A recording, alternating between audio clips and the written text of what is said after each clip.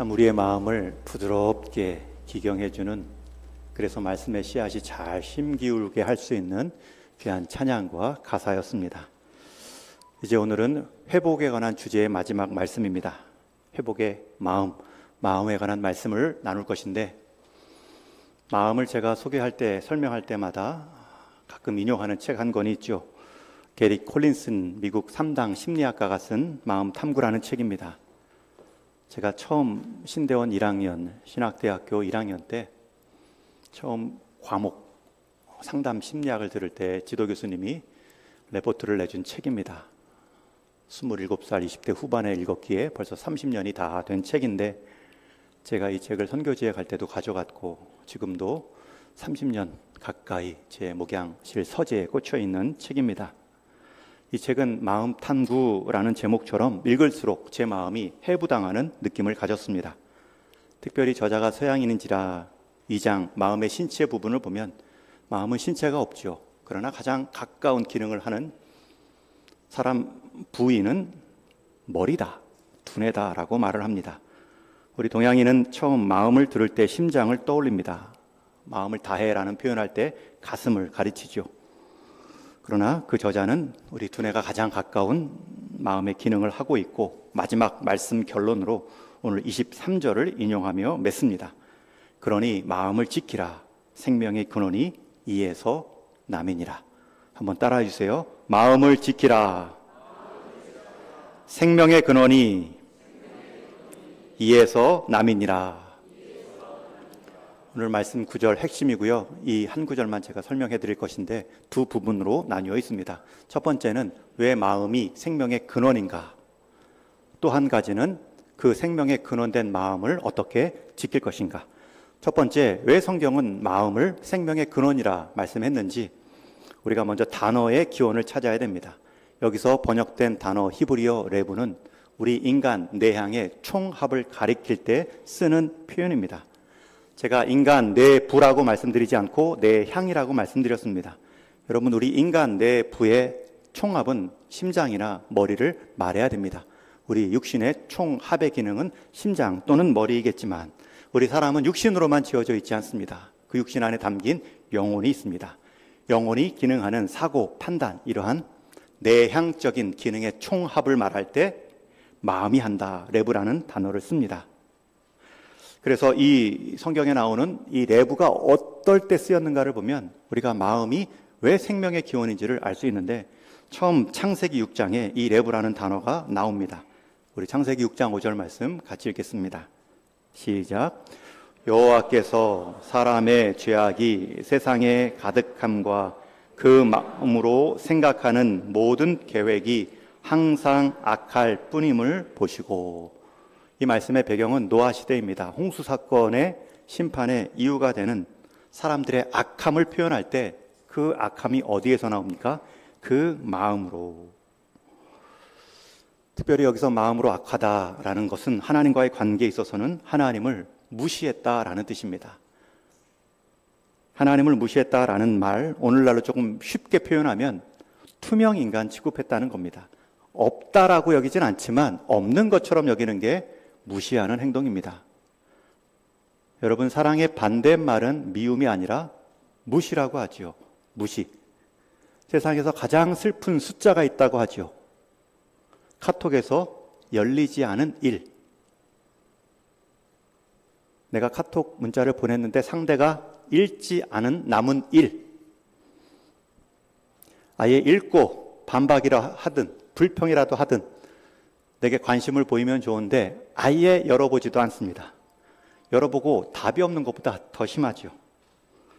지금 홍수시대의 사람들이 이러한 하나님과의 관계 안에서 하나님을 무시합니다. 없는 듯이 투명인간 취급합니다. 그들이 투명인간 취급하듯 하나님을 무시했던 이유는 자기 일상에 바빴기 때문입니다. 장가 가야 하고 내 밭일 일해야 되고, 그래서 노아가 구원의 방주로 초청했을 때 온 사람이 없습니다. 다 자기 일상, 자기 계획에 분주합니다. 내 삶의 목표가, 내 삶의 계획이 가득 차 있습니다. 그래서 나를 향한 하나님의 계획과 하나님의 목표가 들어올 자리가 없습니다. 그러니 하나님의 구원의 요청마저도 필요를 못 느낍니다. 그러다 결국 하나님의 심판, 홍수 가운데 다 잠기죠. 여러분, 다른 것이 악이 아닙니다. 내 마음에 나만 채 있는 것, 내 마음이 내 것인 양, 내 마음에 내 계획만 채우는 것이 하나님을 무시하는 행위입니다. 하나님께 내 인생, 나를 지으신 하나님에 대한 마음 한 번도 구하거나 묻지 않은 인생, 하나님을 투명인간 취급하는 모습입니다. 또 한 번 이 단어가 나온 경우가 있습니다. 여기는 조금 긍정적인 표현인데요. 사울왕을 하나님이 내리시고 그 다음 다윗을 세울 때 사무엘에게 이새의 집에 내가 세울 왕이 있으니 그에게 기름을 부어 왕으로 세우라. 바로 순종하여 이새의 집에 찾아갑니다. 그런데 당연히 이새는 자기 장남, 가장 건정하고 용모가 좋은 아들 엘리압을 보여주지요. 사무엘도 당연히 하나님이 예비한 왕답다. 그리고 기름을 부으려는데 하나님이 말씀하십니다. 우리 사무엘상 16장도 같이 읽습니다. 시작. 그 용모와 키를 보지 말라. 내가 이미 그를 버렸노라. 나의 보는 것은 사람과 같지 아니하니 사람은 외모를 보거니와 나 여호와는 중심을 보느니라. 여기서 중심이라는 단어가 바로 레부라는 히브리어입니다. 사람, 인간, 내향의 총합을 가리키는 표현입니다. 그런데 하나님께서는 사람 외모, 키를 보지 말고 나는 중심, 레부를 본다. 여러분, 하나님이 보시는 것, 그걸 준비하고 사는 게 지혜로운 인생이죠. 하나님이 별로 안 보는 것 준비하다가 정말 보는 것을 소홀히 여기는 삶만큼 어리석은 삶이 없겠죠. 제가 사람의 외모나 키를 부정하는 것이 아닙니다. 우리 육신이 살아가는 삶의 환경을 부정하는 것도 아닙니다. 다만 사람의 외모나 키, 그 몸이 살아가는 환경에 내 삶의 목적을 다 투자할 때 정말 하나님이 보시는 우리 인생의 마음을 놓칠 수 있기 때문입니다. 마음이 먼저입니다. 하나님과 연결된 마음이 내 몸에 속한 모든 관계와 몸마저도 지혜롭게 사용합니다. 여러분, 얼마나 몸을 꾸미려다가 실수합니까? 얼마나 많은 사람들이 몸의 환경을 쫓다가 몸의 명예를 쫓다가 낙마합니까? 하나님은 중심, 마음을 보신다. 직접 우리 사람의 기준을 말씀하십니다. 장자 엘리압도 아니다. 둘째 아비납도 아니다. 셋째 삼마도 아니다. 계속 이새는 우리 집 아들 누구입니까? 7 아들을 다 보여주는데도 사무엘이 기름 붓지 않습니다. 그러자 묻지요. 더 아들이 없느냐? 그때 마지막 이새가 건성으로 대답합니다. 하나 막내가 있는데 부를 가치도 없습니다. 들에서 양 치우고 있는 아들입니다. 다윗은 들에서 양을 치고 있는데 의문의 일패를 당했어요. 아버지가 다윗을 어떻게 여겼는가를 알 수 있는 표현입니다. 그럼에도 사무엘은 당장 데려오라 명령했고요. 오자마자 기름을 부어 왕으로 세우는데 하나님이 간섭하지 않습니다. 막지 않으십니다. 오히려 그때의 마음을 사도행전 13장에서 이스라엘의 역사를 소개할 때 이렇게 표현하시죠. 우리 사무엘상 사도행전 13장도 같이 있습니다. 시작. 패하시고 다윗을 왕으로 세우시고 증언하여 이르시되 내가 이새의 아들 다윗을 만나니 내 마음에 맞는 사람이라 내 뜻을 다 이루리라 하시더니. 하나님의 기준이 마음이었죠. 나는 중심의 레벨을 본다. 그리고 역시나 다윗은 하나님 마음에 맞았다. 그러니 하나님께서 그 인생을 통해 하나님의 뜻을 다 이루신다. 이게 진짜 부자 인생입니다. 내 마음에 내가 가득 차서 내 자원으로 내가 이룰 수 있는 성공이 아니라 내가 하나님 마음에 합한 마음을 준비하여 하나님의 뜻, 하나님의 성공을 내 인생 가운데 보는 인생. 그것이 정말 지혜로운 인생입니다. 하나님 마음에 맞는 사람, 얼마나 중요한 표현입니까? 여기서 우리는 알 수 있습니다. 왜 마음이 생명의 근원인지. 모든 생명의 근원은 하나님이십니다. 그런데 그 생명의 근원 되신 하나님께서 사람을 살필 때 보는 기준이 마음입니다. 그리고 사람을 통해 사용하실 때, 일하실 때에도 하나님은 마음이라는 기관을 통해서 일하십니다. 그래서 마음을 준비하셔야 되고 지켜야 됩니다. 그런데 하나님은 그 마음을 하나님만을 향하도록 지었지만 그것을 강압적으로 요구하지는 않도록 하나님은 마음을 지키셨습니다. 여러분, 이것이 우리 사람의 자유함입니다. 양심이라고도 말하죠. 이것이 우리의 존재 가치입니다.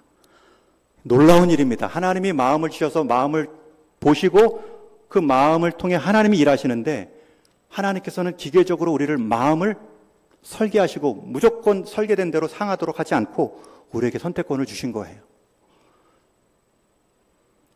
그러니 여러분, 이 마음은 하나님께서도 쓰시지만 이 마음은 사단도 쓸 수 있습니다. 우리는 이 마음을 통하여서 기계적으로 하나님을 선택하는 게 아니라 정말 하나님을 내 기쁨의 자원함으로 하나님을 내 마음의 왕좌에 모십니다. 여러분, 우리는 그렇게 우리에게 선택권이 있다는 것을 아셔야 되고요. 그 마음을 주신 하나님께로 향하는 것이 지혜입니다. 생명의 근원이 마음에 있다. 생명 되신 하나님께서 살피시는 기준은 사람의 마음이고, 그리고 그 사람의 마음을 통해 하나님은 일하신다. 그 마음이 하나님을 향한 사람을 통해 일하신다. 그런데 그 마음이 하나님과도 통할 수 있지만 사단과도 통할 수도 있습니다. 우리가 마음을 지킨다는 것은 우리의 마음을 하나님께로만 향한다는 뜻입니다. 그런데 놓칠 때, 하나님을 바라보지 못할 때 그 틈을 사단이 이용합니다. 누가복음 22장에 보면 예수님의 제자 중 가롯 유다가 그렇게 마음을 놓치지요. 우리 22장 3절 4절 함께 읽습니다. 시작. 12 중에 하나인 가룟이라 부르는 유다에게 사탄이 들어가니, 이에 유다가 대제사장들과 성전 경비대장들에게 가서 예수를 넘겨줄 방도를 의논하매. 여기서 유다에게 사탄이 들어갔다는 표현은 유다의 마음이 사탄에게 내어 주었다는 뜻입니다. 그러니 당연히 마음을 빼앗겼으니 그 마음에 따르는 행동이 이어질 뿐입니다. 성전 경비대들, 대제사장을 찾아가서 예수님을 넘겨줄 방도를 의논합니다. 마음이 먼저 놓쳐졌습니다. 그러니 행동과 생각도 그 마음에 자연스럽게 맞춰지죠. 여기서 오해하지 말 것은 사단이 그 마음을 강압적으로 들어간 것이 아닙니다. 여러분, 하나님도 우리 마음을 강압적으로 사용하지 않으시는데 사단 역시 우리 마음을 강압적으로 움직일 수 없습니다. 사단이 들어간 것이 아니라 사단에게 자기 마음, 유다는 자기 마음, 자기 생각을 내어준 것입니다. 우리에게 와서 사단은 유혹하고 손 내밀지 우리 마음을 우격다짐으로 주장하지 못합니다. 사단이 내민 유혹의 손을 잡을 때 사단의 마음에 우리의 마음을 내어주는 것뿐입니다. 요한복음 12장에 보면 마리아가 예수님께 나와 향유 나드 한 근을 발 아래 부은 사건이 나옵니다. 그 여인은 예수님께 마음을 먼저 드렸어요. 그러니 그 마음에 맞는 향유 나드, 그 당시 흔했던 감람유도 아니고 수입산, 비싼 향유 나드를 한 근을 예수님 발 아래 붓습니다. 마음을 드렸으니 어떤 행동도 아깝지 않고 그대로 따라옵니다. 그런데 그 모습을 본 예수님 곁에 있던 제자 중 하나인 유다가 말을 합니다. 그 비싼 향유를 왜 예수님 발에 붓느냐? 오히려 그것을 팔아 300데나리온 받아서 가난한 사람들에게 한 데나리온씩 하루치 1싹을 주면 300명이나 도울 수 있지 않겠느냐? 한 여인의 마음을 향한 헌신을 평가하고 핀잔을 줍니다. 그런데 여러분, 그 유다의 마음이 속마음은 다르죠. 그렇게 말은 해도 속마음은 다릅니다. 이어지는 12장 6절은 이렇게 표현하는데 같이 읽습니다. 시작. 이렇게 말함은 가난한 자들을 생각함이 아니요 그는 도둑이라 돈 괴를 맞고 거기 넣는 것을 훔쳐감이러라. 여러분, 유다의 마음은 이미 사단에게 빼앗겼어요. 자기 마음을 이미 빼앗긴 사람은 그 마음을 하나님께로 향한 사람에게서도 불평할 수 있습니다. 이게 얼마나 아이러니한 모습입니까? 마리아는 마음을 예수님께 먼저 드렸고 그 마음을 향한 행동을 아까워하지 않습니다. 그런데 마음이 떠난 인생은 오히려 남의 헌신까지도 핀잔하고 남의 헌신마저도 자기를 높이는데, 자기를 채우는데 사용하고 있습니다. 이렇게 말함은 가난한 자들을 위함이 아니라 그는 돈괴를 맡은 사람이라 거기에 넣는 것을 훔쳐감이러라. 그 여인이 예수님께 붙지 않고 이것을 팔아 300명을 도우십시오. 그가 팔았겠죠. 돈계에 담았겠죠. 그 방향이 가난한 사람들을 향하지 않고 인마이 포켓, 거기 넣는 것을 훔쳐가 밀어라. 마음이 떠난 사람은 자기 행위는 물론이고 다른 사람의 행위마저도 자기의 욕심 채우는 데 사용하는 모습입니다. 화인 맞은 모습이라고 하죠. 그 마음에, 양심에 얼마나 민감한 그 마음을 잃었는지 그 마음에 하나님 말씀이 들리지 않습니다. 돈통을 맡은 자의 위험이 있고 권력을 가진 자의 위험이 있습니다. 마음을 빼앗겼으니 남의 헌신마저도 보이지 않죠. 저 모습의 귀함을 보지 못하고 오로지 자기 마음에, 자기 인생 계획에, 자기 욕심 가운데 빠져 살아가고 있습니다. 여러분, 이러니 이것을 우리는 마음의 모습으로 생명의 근원이라 말할 수 있죠.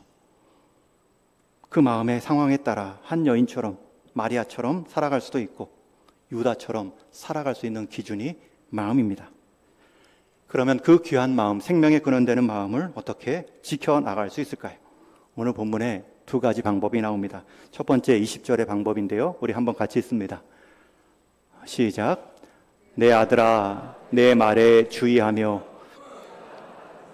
내 귀를 기울이라. 그것을 내 눈에서 떠나게 하지 말고 내 마음 속에 지키라. 여기서 말하는 내 아들은 솔로몬의 아들 르호보암을 말하겠지만 또 솔로몬이 말하는 말, 자기 말이 아닙니다. 솔로몬은 왕이 될 때 하나님께 일천번제를 드리고 하나님이 내가 내게 무엇을 주랴 했을 때 듣는 마음을 주옵소서. 하나님의 말씀을 듣는 마음, 백성들의 말하는 필요를 듣는 마음. 여러분, 솔로몬의 말은 자기 인간의 말이 아니라, 아버지의 심지어 말도 아니라 하나님께 받은 마음의 말씀입니다. 그 하나님의 말씀을 내 인생 마음에 채우라. 그것에 귀를 기울이라. 그것에 내 눈을 떠나게 하지 말라. 내 마음을 지키라. 그래서 22절에는 그것을 얻는 자에게는 생명이 되고 심지어 온 육체의 건강이 됨이니라. 여러분, 마음을 지킨다는 것은 마음을 불교처럼 비우는 것이 아닙니다. 자꾸 욕심 비우고 뭐 내려놓고 비우는 것이 아니라 마음을 지킨다는 것은 하나님 말씀으로 채우는 것입니다. 하나님 말씀을 읽는 것이고 듣는 것이고 묵상하는 것이고 암송하는 것이고 온몸으로 기록하듯 체감하듯 하나님의 말씀을 잊지 않기 위해 행하는 모든 행위를 말합니다. 그러니 내 눈도 내 귀도 주의하라, 주의하라. 여러분, 하나님 말씀 얼마나 귀 기울여 듣고 계신지요? 어떤 분은 말합니다. 읽어도 잘 모르겠어요. 은혜가 안 돼요. 그럴 수 있습니다. 여러분, 처음에 안 먹던 음식도 건강하지만 입맛이 다를 수 있죠. 한 여자 연예인의 간증을 들었습니다. 선배, 여자 신앙인, 여자 연예인, 믿음의 선배의 말을 듣고 성경을 읽기 시작하는데 역시나 구약에서 걸리고 늘 읽던 데에서 멈추고, 그럴 때 그 고민을 했어요. 읽혀지지가 않아요. 무슨 뜻인지도 모르겠어요. 그럴 때 그 믿음의 신앙 선배가 이렇게 말을 합니다. 이해하기 위해 읽지 말고 읽기 위해 읽어라. 일독을 하라는 거죠. 처음 읽을 때에는 이해되니 읽어가는 재미가 있으면 좋겠지만 처음에 그게 쉽겠습니까? 그런데 일독을 하고 난 후에 다음부터 또, 여러분, 이 성경은 일독의 목적이 아니죠. 계속해서 영원한 말씀이기 때문에 내 육신의 삶 다 할 때까지 반복해서 하나님 말씀의 가치를 새겨가야 됩니다. 근데 두 번 읽을 때, 세 번 읽을 때는 그 일독했던 내용들이 보인다고 합니다. 그 구조가 보이고 내용이 보이고. 등산도 그렇지 않습니까? 처음 등산하는 사람들은 왜 올라가는지 모릅니다. 숨은 차고 다리는 아프고. 그런데 한 번 올라가는 것을 목적으로 그 경험을 하고 두 번째 올라갈 때는 길이 편하고 더 안 보이던 나무도 보이고 소리도 들리고 즐기며 누리며 올라갈 수 있습니다. 이해가 안 돼요. 멈추지 말고요. 정직하게 한번 질문해 보세요. 스스로에게. 내가 이해 안 돼서 안 읽는가? 하나님 말씀 지키는 것이 불편해서 안 읽는가? 가룟 유다의 행동을 보면 늘 가까이서 예수님을 들었던 그 인생, 늘 들으니 늘 가까이 있으니 늘 자기는 말씀의 사람으로 착각했겠죠. 그러나 그 말씀대로 살아내지는 못합니다. 여러분, 말씀이 가까이 있다는 것, 성경책을 가까이 있다는 것, 그것을 내가 많이 펼쳐보았다는 것, 예배를 많이 드렸다는 것, 거기서 한 걸음 더 나가야 됩니다. 두 번째 방법은 그래서 말씀대로 사는 것입니다. 첫 번째 마음을 지키는 것이 말씀으로 채우는 것이라면 두 번째는 그 말씀을 살아내는 것입니다. 오늘 읽은 24절 말씀에 보면 말씀을 순종하는 자의 복을 말하지요. 구부러진 말을 버리고 삐뚤어진 말을 멀리하며 내 눈은 바로 보고 내 발은 평탄하게 하고 내 발을 악에서 떠나게 하라. 여러분, 하나님 말씀을 마음에 담으면 어떻게 행할지를 압니다. 그렇게 안 만큼 조금씩 행동하는 겁니다. 말로써 행동하고 있어야 될 자리를 지키고 가야 할 길을 가고 좌로나 치우치지 않고 그 행동이 말씀에 힘이 있구나. 하나님 말씀은 정말 유익하구나. 말씀은 그 약속이 반드시 이루어지는구나. 경험하면서 마음이 담력을 얻습니다. 마음이 근력이 생깁니다. 신앙의 근육이 강화됩니다. 그럴수록 더 단단한 음식을 먹을 수 있고 또 하나님 말씀의 깊은 은혜를 깨달으며 말씀의 사람으로 변해갑니다. 그러나 그 고비를 넘어가지 못하면 20년, 30년 신앙생활 했지만 우리 찬송의 가사처럼 매번 발목, 무릎의 은혜만을 누리며 돌아갑니다. 잠기라. 하나님의 은혜의 바다는 충분히 우리 인생 전체를 잠길 수 있는데 그 하나님의 약속을 못 믿어서 발만 찰랑찰랑 거리다 떠나는 모습으로 신앙생활 끝날 수도 있죠. 여러분, 첫 번째가 하나님 말씀을 채우라면 두 번째는 하나님 말씀을 순종하라. 행위를 맞추라입니다. 가룟 유다의 행동도 하나님 말씀, 예수님의 말씀 가까이서 들었지만 그 들은 말씀을 계속해서 자기 마음에, 자기 생각에, 행동에 비추이고 고치지 못합니다. 그러니 더 화인 맞은 것처럼 굳어진 거북이 등짝처럼 하나님 말씀이 들리지 않습니다. 첫사람 아담도 그렇게 넘어갑니다. 선악과를 사단이 그의 입에 떠밀어 넣은 것이 아닙니다. 하나님 말씀을 왜곡시켰습니다. 먹는 순간 하나님같이 되리라. 그 마음에 그 마음을 담아두면 안 되죠. 먹으면 정령 죽으리라. 하나님 말씀을 더 크게 담아내고 그 말씀을 튕겨내야 됩니다. 그런데 그렇지 못했고 정령 죽으리라가 아니라 하나님처럼 되리라. 그러니 그 되리라는 말씀만 들리고 점점 매일같이 쳐다보다가 어느 날 한 번 먹었는데 돌아올 수 없는 강을 건너지요. 여러분의 행동, 하나님 말씀의 방향대로 언행이든 시선이든 여러분의 다리이든 행동이든 발이든 악에서 떠나로 고준 말을 하고 너의 발을 평탄하게 하라. 여러분이 묵상한 하나님의 말씀을 하루치씩 지켜 나가는 것이 마음을 지키는 행위입니다. 한 가지 더, 세 번째 방법이 있습니다. 신약에 보면 빌립보서 4장 6절 말씀에 사도 바울의 처방이 나오는데 우리 한번 같이 읽겠습니다. 시작. 아무것도 염려하지 말고 다만 모든 일에 기도와 간구로 너희 구할 것을 감사함으로 하나님께 아뢰라. 그리하면 모든 지각에 뛰어난 하나님의 평강이 그리스도 예수 안에서 너희 마음과 생각을 지키시리라. 아멘. 마음을 지키는 방법이 명확합니다. 예수 안에서 너희 마음과 생각을 지키시리라. 어떻게 할 때요? 아뢰일 때. 아뢰일 때. 아무것도 염려하지 말고 모든 일에 기도와 간구로 너희의 필요를 아뢰라. 여러분, 염려의 대상은 아무거나 될 수 있습니다. 그러나 기도는 그 염려를 모든 것으로 덮을 수 있습니다. 얼마나 중요하냐면 기도와 간구와 구할 것과 아뢰라. 기도하는 행위, 아뢰는 행위를 4번이나 다른 동사를 쓰며 반복해 말씀합니다. 그럴 때 모든 지각에 뛰어난, 우리의 생각을 뛰어난, 우리의 계획을 뛰어난 하나님의 복 주심, 평강이 우리의 마음과 생각을 지키신다. 여러분, 이 마지막 방법이 얼마나 강력한지 모릅니다. 첫 번째, 두 번째 참 약하죠. 말씀 보자, 읽자, 암송하자, 말씀대로 우리 인생을 두자. 그리고 그 말씀이 말하는 대로 지키자, 행하자. 근데 너무 어렵습니다. 그럴 때 여러분 기도하는 겁니다. 하나님, 말씀 어려워요. 안다 해도 그 말씀 지키기 또 힘들어요. 그런데 그 기도하는 생활이 말씀을 놓지 않게 합니다. 그 기도하는 생활이 그 말씀대로 살아갈 힘을 줍니다. 방법을 줍니다. 하나님 말씀대로 살고자 하는 사람에게 하나님은 방법을 주지만 하나님 말씀대로 살지 않는 자에게는 핑계만 찾는다는 말이 있죠. 분명히 여러분 인생 가운데 아침 해가 뜰 동안 또 한 날에 내 인생 염려와 근심도 떠오릅니다. 그건 사탄이 뿌리는 씨앗입니다. 하나님 말씀 생각나지 않도록, 하나님 대신 염려하도록, 기도하는 것 대신 근심하도록, 인간적인 방법으로 내 해법으로 노력하도록,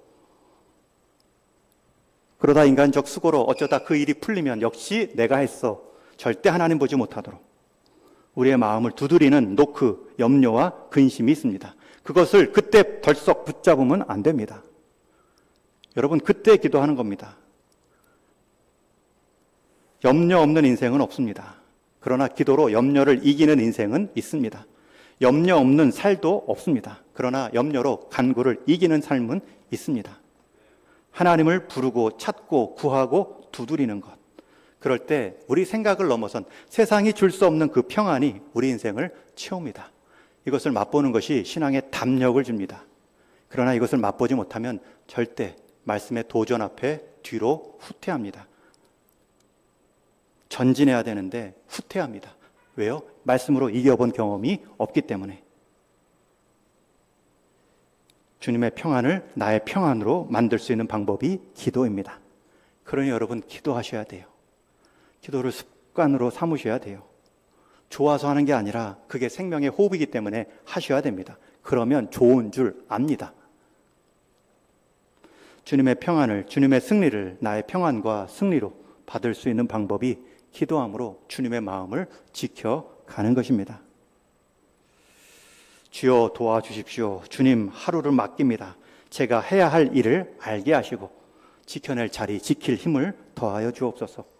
가야 할 길을 가게 하시고 가지 말아야 할 길을 멈추게 하시고, 그리고 가야 할 길과 가야 하지 말 길을 지혜롭게 구별하게 하여 주옵소서. 여러분, 이 기도를 내내십시오. 간구하십시오. 어느새 뒤돌아보면 하나님이 맺게 해주신 열매가 가득한 인생이 될 수 있습니다. 그런 인생은 하나님 앞에서 겸손하고 사람 앞에서 교만하지 않습니다. 그 일의 결과가 하나님의 은혜의 결과임을 알기 때문에 더 하나님께 기도합니다. 그런 사람은 은혜의 선순환이 일어납니다. 더 하나님을 찾게 되고 더 하나님이 주시는 열매를 맺게 되죠. 그 믿음의 선순환이 있습니다. 저는 우리 동인의 성도님들이 그러한 선순환의 맨 앞장선 주인공이 되기를 주님의 이름으로 축원합니다. 다윗은 그러한 삶을 살았습니다. 다윗은 하나님의 마음에 합했다고 했는데 하나님의 마음에 합한 그 특징이 무엇입니까? 하나님께 기도하는 다윗입니다. 시편 150편 중에 절반은 다윗의 시로 제목이 붙어 있습니다. 그리고 사무엘상 16장에 다윗이 처음 등장한 이후에 열왕기상하, 역대상하에 다윗의 삶이 쭉 기록될 때 반복되는 두 가지 동사가 있습니다. 다윗이 하나님께 이르되, 다윗이 하나님께 아뢰어 말씀하되, 그럴 때 하나님께서 다윗을 향해 또 이르되 말씀하시되. 여러분, 이것이 다윗의 하나님 마음에 합한 특징입니다. 하나님께 아뢰되, 하나님께 물어 이르되, 그럴 때마다 하나님은 여호와께서 대답하시되 여호와께서 가라사대. 여러분, 이것이 첫 번째 넘어진 사울 왕과의 특징입니다. 똑같이 둘 다 사울 왕, 다윗 왕, 둘 다 왕의 스트레스와 책임감이 있습니다. 둘 다 넘어질 위기도 경험했습니다. 그러나 사울은 그 해법에 있어서 자기 해법을 찾습니다. 제사장이 오지 않자 내가 제사 드릴 수 있다. 제사의 때마저 하나님의 말씀의 경계를 넘어서고 자기 스스로 해법이 되다 무너지지요. 그러나 심지어 다윗은 자기 부하의 아내를 범하여 1년여 동안 깨닫지 못하고 살 때에 나단 선지자가 그것을 지적할 때 그 자리에서도 그는 하나님께 다시 나아와 기도함으로 회복함을 경험합니다. 내가 이런 마음으로, 내가 이런 양심으로 1년을 살았는데 그것도 제가 못 느꼈군요. 밤새 침상이 뜰 정도로 눈물을 흘렸다. 성경은 기록하죠. 그 차이가 무엇입니까? 하나님 앞에 기도하는, 소통하는 다윗이냐 사울이냐입니다. 여러분, 마음을 지켜가는 것이 여러분을 지으신, 여러분을 인도하시는 하나님의 뜻대로 사는 방법입니다. 어르신들 몸을 못 지킬 수도 있고 심지어 어르신들 정신도 못 지킬 수도 있습니다. 그러나 마음을 지키는 일만큼은 끝까지 이어가십시오. 주님 앞에 마음을 지켜낸 자, 그가 참된 하나님이 주시는 영원한 생명을 경험할 수 있습니다. 사도 바울은 우리에게 이렇게 격려합니다. 우리 함께 읽고 마치겠습니다. 고린도서 4장 같이 읽습니다. 시작. 그러므로 우리가 낙심하지 아니하노니 우리의 겉사람은 낡아지나 우리의 속사람은 날로 새로워지도다. 생명을 주신 하나님은 절대 쇠하여지지 않습니다. 그분과 연결된, 그분의 마음이 연결된 우리의 마음도 날로 새로워질 수 있습니다. 그러나 그 마음을 놓칠 때 우리는 겉사람에게만 충실합니다. 썩어 없어질 몸과 그 몸이 살아왔던 환경만을 자랑하다 사라질 수도 있습니다. 여러분, 우리에게 주어진 몸의 모든 형편과 힘은 다 달란트입니다. 달란트라는 것은 평가받을 기준이라는 것입니다. 여러분, 평가받을 날이 있습니다. 그러니 더 받았다고 교만하지 말고 덜 받았다고 불평하지도 마십시오. 받은 만큼 사시면 됩니다. 더 달라고 하면 더 헌신하시면 되는 것입니다. 그 더 받거나 덜 받거나 상관없이 중요한 것은 그것으로 인해 내 속사람이 날로 새로워지고 있는가, 내 마음이 주님의 마음 점점 닮아가고 있는가. 둘 다 중요하지만 속사람이 더 중요합니다. 그 속사람이 겉사람을 결정할 것입니다. 우리 인생 벌써 여름 지나고 있습니다. 올 한 해도 휙 지나갈 것입니다. 여러분, 여름 무덥습니다. 날씨 힘듭니다. 그러나 기억하십시오. 절대로 날씨는 계절을 못 이깁니다. 절대로 이 하루의 더위는 이 가을의 선선함을 막을 방법이 없습니다. 저는 더울수록 가을에 추석 밤에 선선한 보름달을 기억합니다. 그 계절이 오고 있습니다. 우리가 날씨에 속아 계절을 부정하는 일이 없는 것처럼 우리의 개인의 마음에 속아 하나님의 마음을 놓치는 일이 없기를 축원합니다. 우리 성도님들, 하나님 마음을 내 마음의 회복의 통로로, 방법으로 삼으시고 하나님이 주시는 열매 맺어가는 인생 되기를 주님의 이름으로 축원합니다.